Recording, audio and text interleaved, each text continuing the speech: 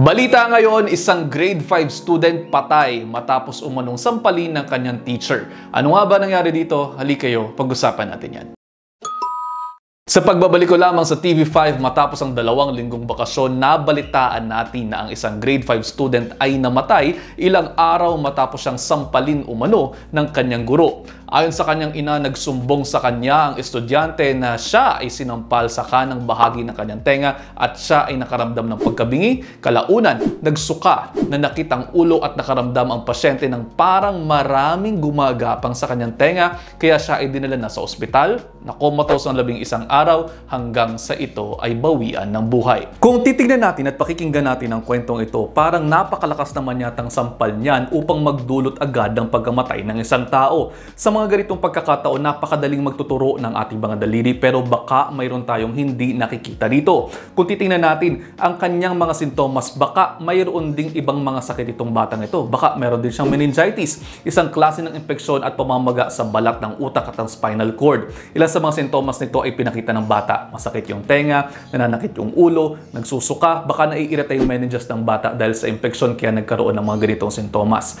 Nakamamatay din po ang meningitis kung hindi agad maaagapan. Wala pa tayong autopsy sa ngayon pero ayon sa mga naunang reports, maaaring namatay daw yung bata sa pamamaga ng utak. Kung titingnan po natin ang larawang ito, pasintabi po sa mga kumakain, mapapansin natin ang kulay ube na likuran ng kanyang tenga. Hindi man klaro sa mga larawan, ito ay maaaring nagsasabi na mayroong pagdurugo sa area na yan ng kanyang bungo. At kapag ka nabali dyan, pwedeng mayroong mga ugat na naapektuhan at ito ay magdulot ng pagdurugo.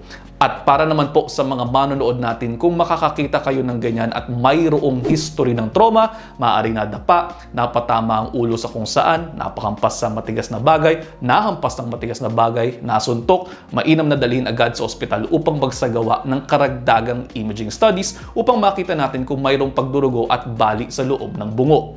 Bukod dyan, kinakailangan din maobserbahan sa ospital ang pasyente, lalo na kung mayroon itong mga danger signs ng traumatic brain injury. Sobrang pananakit ng ulo, panlalabot pagkawala ng paningin ng isa o parehong mga mata, pagsusuka, pagbubulol-bulol, kumbulsyon, pagtutulog-tulog, pagkawala ng balanse, restlessness, agitation at pagkawala ng malay. Actually, hindi lamang traumatic brain injury. Kahit na sinong mayroong ganyang sintomas, dapat agad dalahin sa ospital dahil baka mayroong impeksyon din kinakailangan gamutin. Isa pa ring area sa ating mga katawan na medyo kinakailangan nating pag-ingatan sa ating bungo ay ang area sa bandang sentido natin. Meron kasi diyang isang manipis na area na kung tawagin ay terion. Ito ay ang pinakamahina o weakest point ng ating skull. Diyan sa likod niyan, mayroong dumadaang isang artery at kung masasapak, pwedeng tamaan itong artery na ito at magdugo sa loob ng bungo. Kapag medyo malakas at hindi naagapan, maaaring magdulot yan ng pagko-compress ng ilang bahagi ng ating mga utak at magdulot ng kasawian ng pasyente. Again, kung hindi agad maaagapan. Kaya lagi po natin sinasabi, kung mayroong history ng trauma, nadapa, nasapak, nasuntok, nagulpi, magpatingin sa doktor upang makasiguradong walang problema. Isa pa, kung mainit po ang ating mga ulo, huwag namang ibunton sa ibang mga tao ang ating mga galit sa mundo. Huminga ng malalim at pag-isipang maigi ang nararamdaman. Mag-zoom out sa sitwasyon at ang pinakasimpleng salita, huwag tayong mananakit. Yun lamang po for now. Pakikiramay po sa pamilya ng nasawi. See you next episode. Ingat.